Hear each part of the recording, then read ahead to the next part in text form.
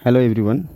आज मैं बात करने वाला हूँ रिड्यूस्ड मास सिस्टम में एक बहुत ही ज़्यादा इम्पोर्टेंट क्वेश्चन के बारे में। ओके, सो क्वेश्चन अपने सामने है। क्वेश्चन कहता है कि we have two blocks M1 and M2 attached with a spring whose stiffness is given as K। ठीक है, इस स्प्रिंग को हम लोगों ने x0 डिस्टेंस कंप्रेस किया और फिर रिलीज कर दिया। ये दोनों ब्लॉक्स जो हैं दोस्तों, ये ऑसिलेट करेंगे। हमें बताना है उनके ऑसिलेशन का टाइम पीरियड कितना होगा और इंडिविजुअली दोनों ब्लॉक्स का एम्पलीट्यूड कितना कितना होगा, राइट। तो चलिए बात करते हैं हम लोग सबसे पहले उनके ऑसिलेशन के टाइम पीरियड के बारे में। ओके, और आखिरी में हम लोग बात करेंगे उनके एम्पलीट्यूड के बारे में। कई सारे मेथड हैं अपने पास टाइम पीरियड निकालने के लिए। सबसे पहले मैं मेथड 1 के बारे में बात करता हूँ, राइट। मेथड 1 में क्या है दोस्तों कि हम लोगों ने ऐसा मान लिया कि जो सिस्टम है, इस सिस्टम में ये M1 इधर की तरफ कुछ x1 कंप्रेस हुआ है और ये इधर की तरफ कुछ x2 आया है अपने इक्विलिब्रियम पोजीशन से। एक बार जब हम लोगों ने इस सिस्टम को कम्प्लीटली रिलीज़ कर दिया है, उसके बाद इस पर कोई भी एक्सटर्नल फोर्स नहीं लग रहा है। सेंटर ऑफ मास वाले कॉन्सेप्ट से हम लोग ऐसा बोल पाएंगे कि यहाँ पे M1 x1 बराबर होगा M2 x2 के, राइट। इस इक्वेशन को अगर हम लोग डिफ्रेंशिएट करें तो अपने को मिल जाएगा M1 V1 is equal to M2 V2। और मैं अगर ऐसा बोलूं कि इस स्प्रिंग में जो टोटल कंप्रेशन हुआ है वो x है, तो क्या हम लोग बड़ी आसानी से बोल पाएंगे x1 प्लस x2 ही अपना x है। इन दोनों इक्वेशन को जब हम लोग सॉल्व करेंगे तो हमें सॉल्व करने के बाद x1 की वैल्यू मिलती है x1 is equals to M2 by M1 plus M2 into x, as well as x2 की वैल्यू आ जाएगी अपने पास M1 into x divided by M1 plus M2। ये सारी बातें हम लोगों ने सेंटर ऑफ मास चैप्टर में पढ़ रखा होता है, तो मुझे नहीं लगता कि आप लोगों को कोई दिक्कत होगा इसमें।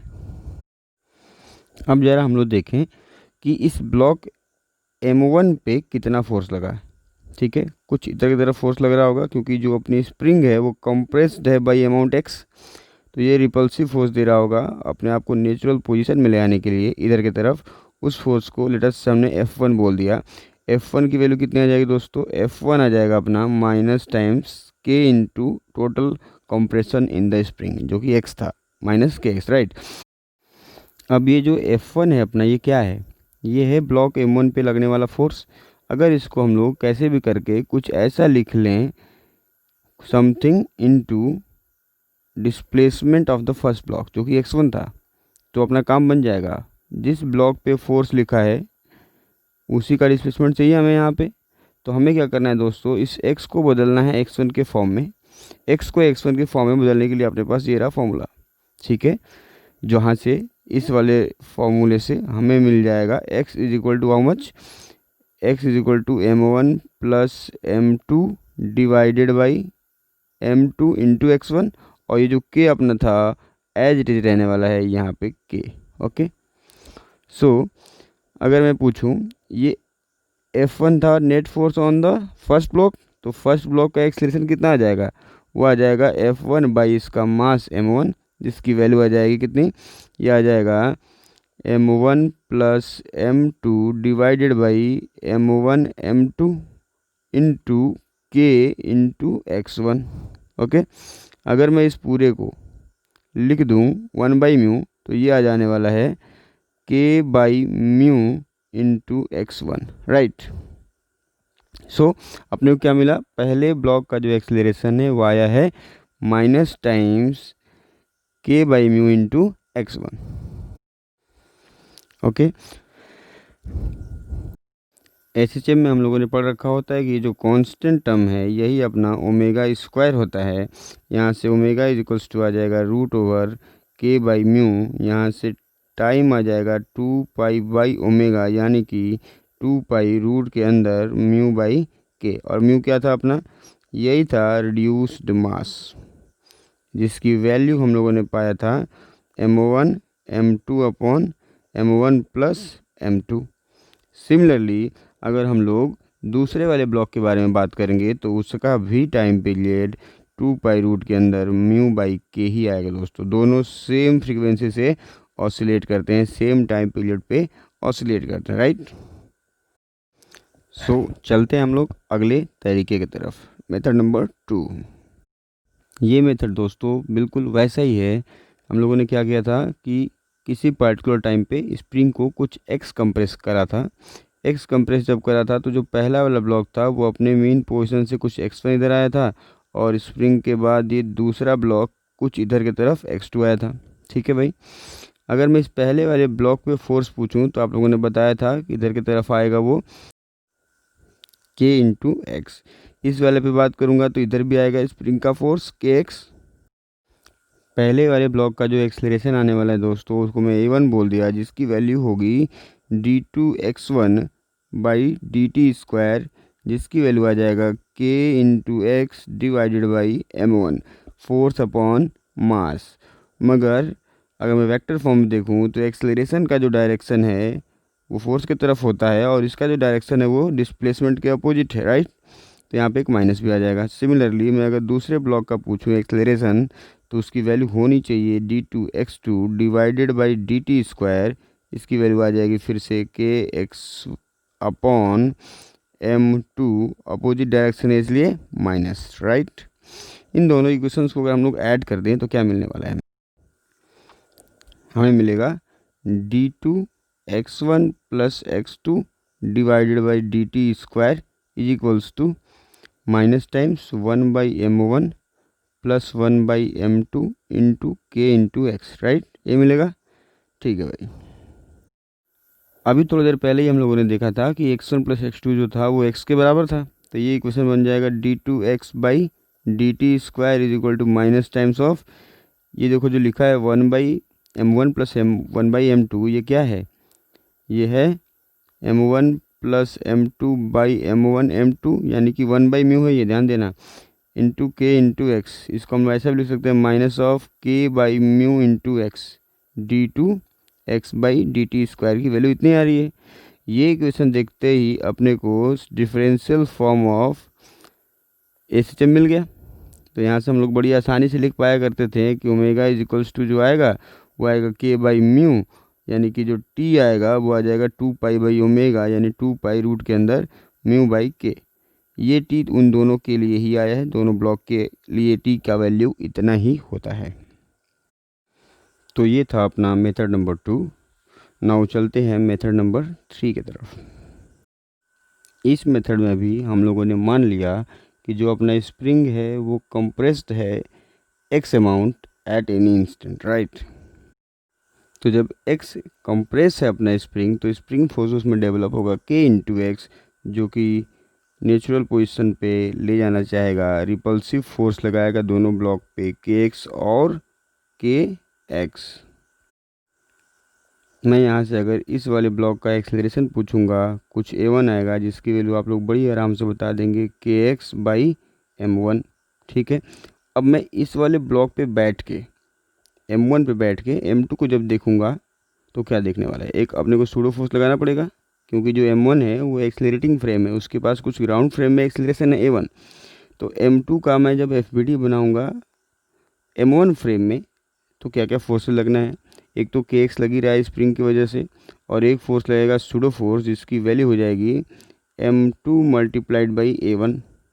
बोलो ऐसा मैं क्यों कर रहा हूँ, ऐसा मैं इसलिए कर रहा हूँ कि अगर हम लोग m1 फ्रेम में बात करेंगे तो ये जो m1 ब्लॉक है ये यहाँ पे रुका रहेगा, इक्विलिब्रियम में हो जाएगा, मतलब इसको एक वॉल की तरह ट्रीट कर सकते हैं हम लोग। जब ये एक वॉल हो जाएगा ट्रीट तो ये एक सिंपल स्प्रिंग हो गई अपने पास और ये एक ब्लॉक अटैच है, तो सिंपल सिंगल स्प्रिंग और एक सिंगल ब्लॉक की तरह इसको हम लोग ट्रीट कर लेंगे, राइट। तो जो FBD बनाया हम लोगों ने उसके बेसिस पे जो एक्सलेशन आने वाला है दूसरे ब्लॉक का वो आने वाला है के x plus m2 into a1, जिसकी वैल्यू थी के एक्स डिवाइडेड बाई m1। ये तो हो गया नेट फोर्स अपॉन इसका मास जो कि m2 था, ठीक है। यहाँ से ये आ जाएगा के एक्स कॉमन ले लिया हम लोगों ने, ठीक है। ये बन गया 1/m1 प्लस 1/m2। जो कि बराबर है के बाई म्यू इंटू एक्स के। ध्यान से सोचिए ज़रा, हम लोगों ने स्प्रिंग को क्या किया था, कंप्रेस किया था दोनों तरफ से, टोटल एक्स था वो। इस वाले ब्लॉक का जो डिस्प्लेसमेंट था वो किधर था, लेफ्ट साइड में था, और जो फोर्स लग रहा है इस पर m1 के रिस्पेक्ट में वो राइट साइड में लग रहा है। ठीक है, तो एक्सलेरेशन a2 जो आएगा वो x के अपोजिट आएगा, इसलिए मैंने यहाँ पे एक माइनस और लिख दिया। ठीक है, तो एक्सलेरेशन बराबर minus times of omega square into x आया। तो ओमेगा की वैल्यू कितनी आ गई दोस्तों, ओमेगा आ गया अपना रूट ओवर के बाई म्यू, और यहाँ से हम लोग टी की वैल्यू बड़ी आराम से बोल पाएंगे 2 पाई रूट के अंदर म्यू बाई के। सेम रिजल्ट आया इस वाले तरीके से भी। ये क्या है, m2 के ऑसिलेशन का टाइम पीरियड है। सिमिलरली अगर हम लोग m2 को फ्रेम मान के m1 का FBD बनाएं, a1 लिखें, एग्जैक्टली सेम आएगा। a1 की वैल्यू कितना आएगा, माइनस ऑफ के बाई म्यू इंटू एक्स, तो उसका भी टाइम पीरियड इतना ही आ जाएगा। एक्चुअली दोनों सेम फ्रीक्वेंसी से ऑसिलेट कर रहे हैं, मैंने ऐसा पहले भी बोला था। ओके, तो ये तो था अपना मेथड नंबर 3। चलते हम लोग मेथड नंबर 4 की तरफ, जो कि सबसे इजी, सबसे प्यारा मेथड है। इस मेथड में हम लोगों ने बोला कि ये जो दोनों ब्लॉक्स थे m1 और m2 attached with spring, right. मान लेते हैं कि जब ये दोनों ब्लॉक अपने इक्विलिब्रियम पोजीशन में थे, तो ये जो स्प्रिंग की लेंथ है वो कुछ l है, स्प्रिंग अपनी आइडियल 1 है, इसका जो मास है वो 0 है। तो मास कहाँ है दोनों ब्लॉक्स के पास, इस सिस्टम का जो सेंटर ऑफ मास आएगा, सपोज करो कहीं यहाँ पे आने वाला है, राइट। इस सेंटर ऑफ मास का कोई डिस्प्लेसमेंट होगा नहीं, क्योंकि कोई एक्सटर्नल फोर्स आया नहीं है। ठीक है, शुरुआत में ही मान लिया मैंने कि m1 का डिस्टेंस सेंटर ऑफ मास से l1 है, और m2 का जो डिस्टेंस है वो l2 है। ठीक है, हम लोग l1 और l2 बड़ी आसानी से निकाल पाएंगे सेंटर ऑफ मास में, ये सारी चर्चा हम लोग कर चुके हैं, राइट। वैसे आप लोग देख भी सकते हैं कि यहाँ पे l1 प्लस l2 जो है वो l के बराबर है। ठीक है, सेंटर ऑफ मास का कोई डिस्प्लेसमेंट होगा नहीं, इसलिए हम लोग ऐसा बोल पाएंगे m1 l1 जो है वो बराबर होगा m2 l2 के। इन दोनों को सॉल्व करेंगे, यहाँ से हम लोग पाएंगे l1 is equal to m2 divided by m1 plus m2 into l, and l2 जो आएगा दोस्तों वो आ जाएगा m1 into l divided by m1 plus m2। Spring के बेसिक्स में हम लोगों ने पढ़ा था ऐसा कि स्प्रिंग का स्टिफनेस इंटू उसका लेंथ k इंटू एल जो होता है वो कांस्टेंट होता है, पढ़ा था हम लोगों ने। k into L is constant for a spring, right. तो टोटल स्टिफनेस k है, टोटल लेंथ l है। ठीक, इनका प्रोडक्ट बराबर आने वाला है। अगर मैं इस वाले सेगमेंट के स्टिफनेस को l को k1 बोल दूं, और इस सेगमेंट सेंटर ऑफ मास के बाद और m2 तक वाले सेगमेंट ऑफ द स्प्रिंग के स्टिफनेस को k2 बोल दूं, तो मैं यहाँ पे बड़ी आराम से लिख पाऊंगा k1 l1 वो बराबर होगा k2 इंटू l2 का, राइट। यहाँ से मैं k1 निकाल लूँगा दोस्तों, और k2 निकाल लूँगा। k1 कितना आ जाएगा, यहाँ से k1 आ जाएगा k into L upon l1। l1 हमें मालूम है यहाँ पे, इसकी वैल्यू हम लोग यहाँ पे रख देंगे, और अपना k1 जो है वो आ जाएगा m1 plus m2 upon m2 into k, right. Similarly k2 जो है वो आ जाएगा k into L upon l2। Solve करेंगे हम लोग इसको, ये आ जाने वाला है m1 प्लस m2 इंटू के डिवाइडेड बाई m1। ज़रा ध्यान से सोचो, ये सारी मोहमाया हम लोग क्यों कर रहे हैं, ये सब हम लोग इसलिए कर रहे हैं क्योंकि ये जो सेंटर ऑफ मास था ये तो यहीं पे फिक्स था, इसको हम लोग एक वॉल की तरह ट्रीट कर सकते हैं। और ये एक स्प्रिंग हो गया, ये पोर्शन, इसके साथ एक ब्लॉक अटैच्ड है, सिंपल स्प्रिंग ब्लॉक सिस्टम हो गया ये एक, इसको हम लोग अलग से डिस्कस कर लेंगे। और ये जो है यहाँ पे वॉल, ये एक सेगमेंट ऑफ स्प्रिंग, और ये m2 ये एक अलग सेगमेंट हो गया, इसको हम लोग अलग से डील कर लेंगे।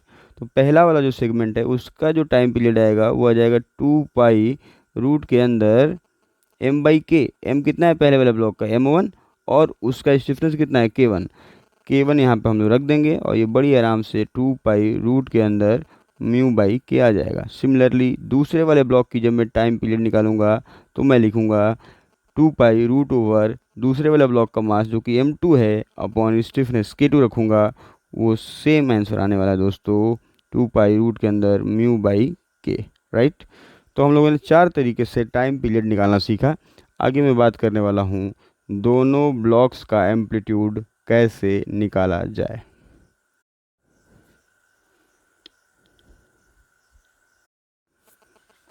एम्पलीट्यूड की बात करते हैं। मैंने ऐसा मान रखा है कि m1 का जो एम्पलीट्यूड होगा वो a1 होगा, m2 का जो एम्पलीट्यूड होगा वो a2 होगा। ये दोनों ब्लॉक्स एक साथ अपने एक्सट्रीम पे जाएंगे, ठीक है। हम लोगों ने जब उनको कंप्रेस किया था कुछ x not, initially x not compress करके छोड़ा था दोस्तों, जब हम लोगों ने इसको कंप्रेस किया था उस समय पर ही ये दोनों अपने एक्सट्रीम पे हैं, क्योंकि उनकी वेलोसिटी 0 है, ठीक है। तो पहले वाला कुछ a1 कंप्रेस हुआ होगा अपने एम्पलीट्यूड के बराबर, क्योंकि वो अभी है कहाँ पे, एक्सट्रीम पे है अपने।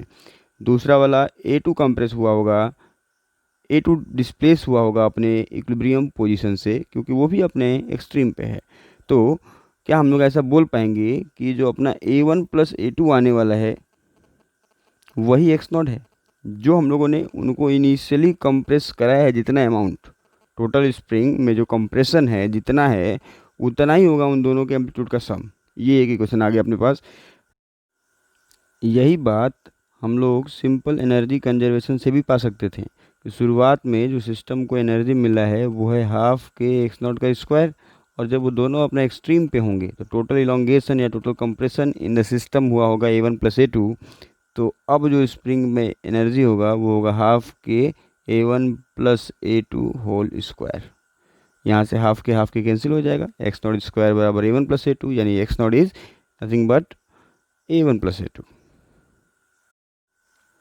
और क्योंकि सेंटर ऑफ मास डिस्प्लेस नहीं होता है तो हम लोग बड़ी आराम से कह पाएंगे कि m1 a1 जो होगा उतना ही m2 a2 होगा। इन दोनों इक्वेशन को हम लोग सॉल्व करेंगे, अपने को अपना a1 और a2 मिल जाएगा। a1 की वैल्यू जो आएगा दोस्तों वो आएगा m2 x not upon m1 plus m2, और a2 जो आएगा वो आ जाएगा m1 into x not upon m1 plus m2। यहाँ पे एक्स नॉट क्या था, इनिशियल कंप्रेशन या फिर इलोंगेशन भी हो सकता है किसी सवाल में। इनिशियली कितना कंप्रेस या इलोंगेट कर दिया गया था स्प्रिंग को, उसके बेसिस पे हम लोगों ने a1 और a2 निकाल लिया। मैं पूरे डिस्कशन को एक बार कंक्लूड कर देता हूँ। ओके,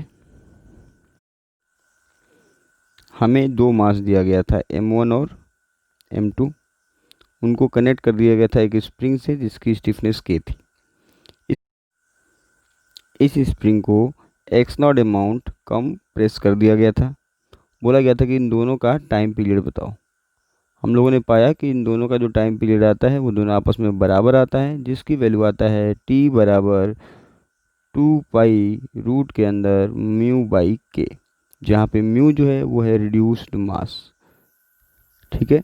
इन दोनों के बदले कोई एक मास रख दें, जिसकी वैल्यू थी इन दोनों का प्रोडक्ट अपॉन इन दोनों का सम m1 m2 upon m1 plus m2। ये हो गया टाइम पीरियड की बात। ओमेगा पूछेगा ऑटोमेटिकली हम लोग बड़ी आसानी से निकाल लेंगे। और बोला था कि उन दोनों का एम्पलीट्यूड बताएं, तो जब पहले वाले का एम्पलीट्यूड लिख रहे थे हम लोग a1, तो आ रहा था answer m2 upon m1 plus m2 into जो एक्स नॉट कंप्रेस किया था राइट। a2 की जब बात कर रहे थे हम लोग तो उसमें आया था डिनोमिनेटर जो था वो सेम था m1 प्लस m2, और ये एक्स नॉट भी सेम था। यहाँ पे a2 निकाल रहे हैं हम लोग तो ऊपर आया है m1। इस वाले केस में हम लोग a1 निकाल रहे थे तो यहाँ ऊपर आया था m2, राइट। तो इतनी बातें याद रखें, और बहुत सारे क्वेश्चंस में इनका यूज़ मिलने वाला है हमें। Okay, hope you enjoy the lecture. Thank you so much for watching.